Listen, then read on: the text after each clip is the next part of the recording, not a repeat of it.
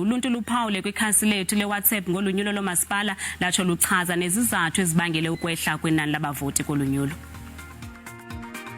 Into ebangela ukuba abantu bangayi ekuvoteni kulonyaka kungokuba badiniwe zizethembiso ezingafezekisiwayo ngoba amaqela ezopolitiko ayeza ebantwini afike athembise ngophuhlisa ilokishi esihlala kuzo emveni koko xa bephumelele abazifezekisi izethembiso zabo. Akusikhona ukuthi abantu abathanda ukuvota, abantu bayathanda ukuvota ukuthi nje imvuno zabantu ebebeyifuna azifinyelelanga emakhaya ngendlela okuyiyona yona.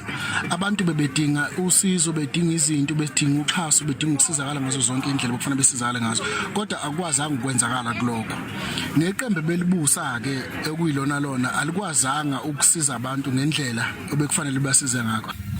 Sikandikwazi ukuvota. Ngoba indawo ensebenza kona ndifika after 9. Xa ndifika abantu abaphambi kwami bahlanu. Nomuntu ebevotisa uvota yavala ke ngo after kwabantu bahlanu. Andikwazanga lo ndlela ukuvota. I-candidate lena ibisonyulwa okanye umgqatswa lona bebekwephana bengenguye umuntu bendirhalela ba abekhona esihlalweni.